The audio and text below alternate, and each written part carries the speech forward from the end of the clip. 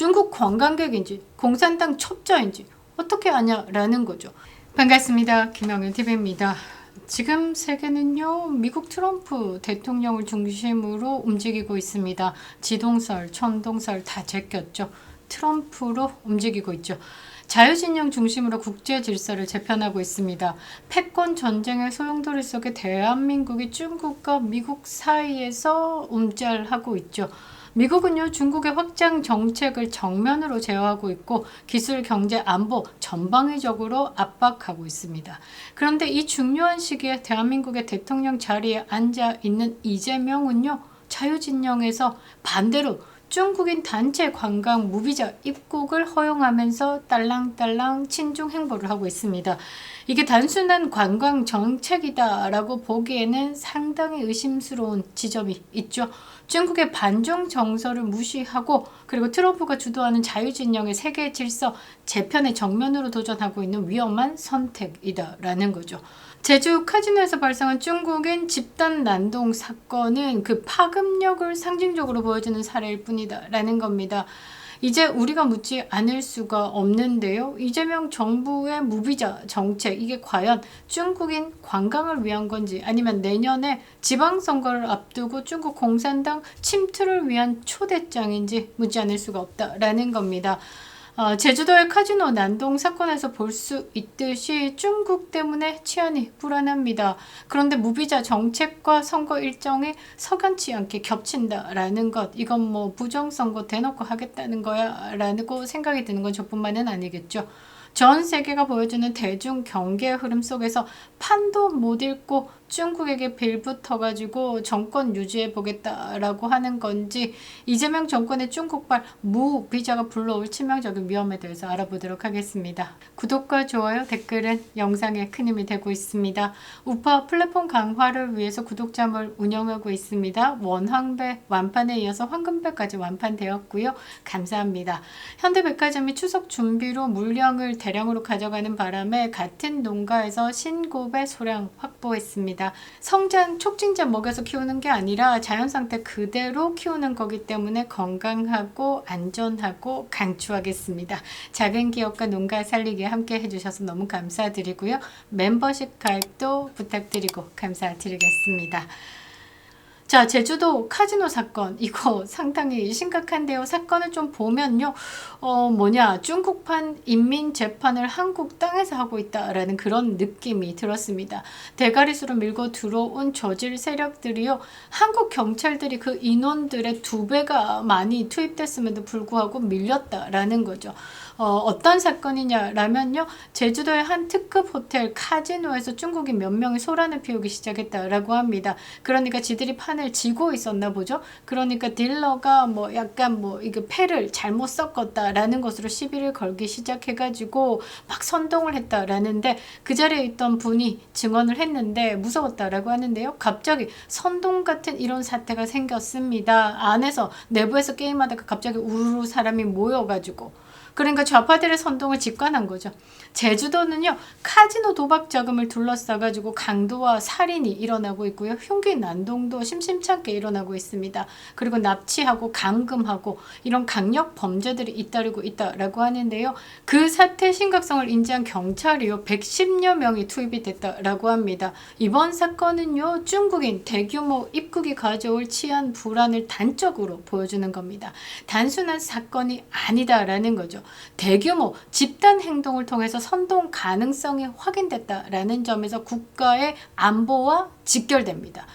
진짜 이 정도 나라에서 납치가 갑자기 늘어나고 총기가 사라지고 난동이 일어나고 살인이 일어나고 이렇게 되면요, 대통령 자리에 앉아 있는 사람이 중국 무비자를 선택했다라는 건 대가리 총 맞은 거죠. 안 해야 되는 게 맞는 겁니다. 중국의 무비자 정책과 선거 일정도 기묘하게 일치합니다.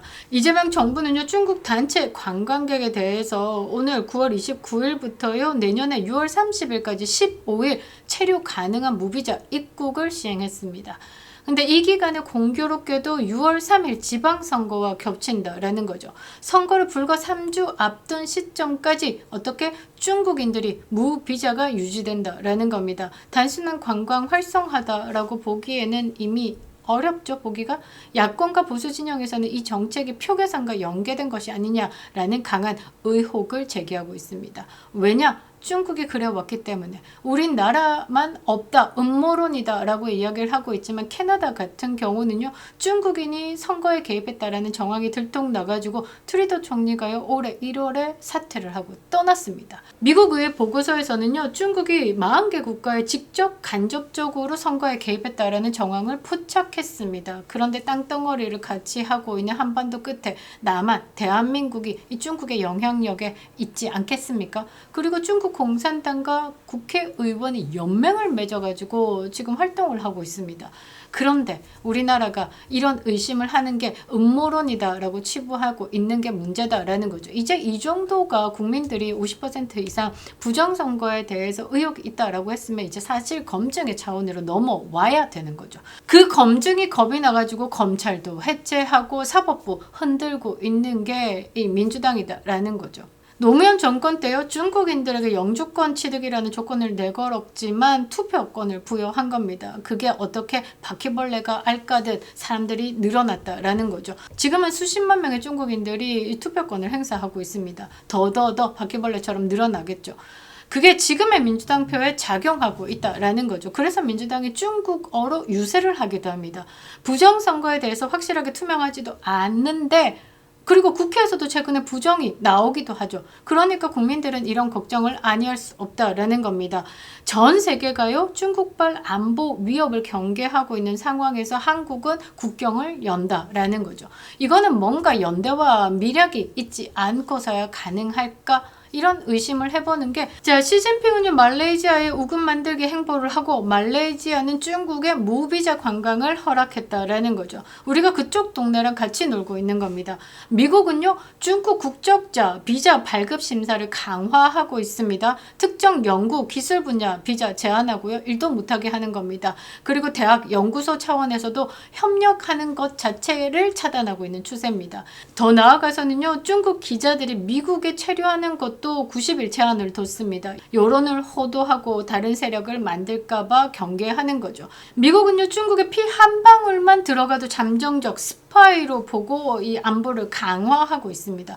호주, 일본, 대만 등도 중국인 입국 심사를 더욱 강화하고 있죠. 자유민주 진영의 리더들은요, 국가 안보와 첨단 기술 보호를 위해서 이민 정책도 엄격히 운영하고 있습니다. 그런데 한국은 스스로 국경을 열어가지고 국가 안보에 구멍을 내고 있는 거죠.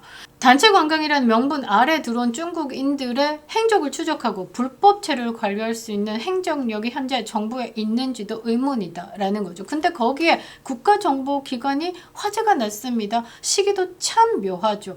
그런데 법무부가요, 이렇게 국가정보원 화제와 중국 무비자 입국과는 무관하다라는 발표를 했습니다. 도둑이 지발 저리는 것도 아니고 이런 발표 자체가 굉장히 구리죠.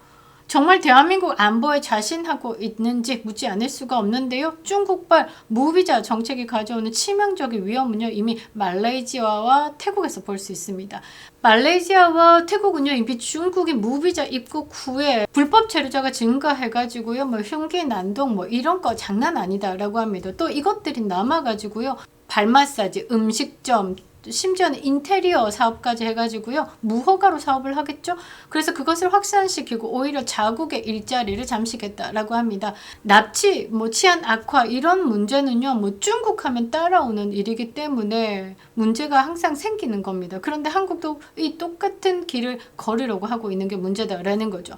특히 태국에서는요, 중국 범죄 조직이 관광객을 가장해가지고 들어와가지고 납치하고 마약도 유통하고 불법 도박도 하고 지금 심각한 사회 문제를 일으키고 있다라고 합니다. 제주도도 지금 태국과 비슷한 상황이죠. 이러한 전례를 무시한 채 한국만 국경을 활짝 열고 있는 겁니다. 북한의 붕괴에 저자인 타라오 박사는요, 3천만 명의 중국인이 한국에 들어올 경우 한국의 인구 60%에 달한다. 중국 공산당이 이재명 정권의 국경 개방 정책을 통해서 한국을 침략할 수 있다라고 경고했습니다.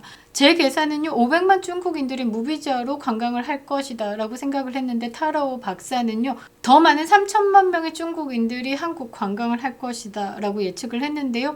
이게 단순한 과정이 아니라 집단적 불법 체류, 그리고 경제, 사회적 잠식, 나아가서는요 안보 구조의 붕괴를 우려한 분석이다라는 겁니다.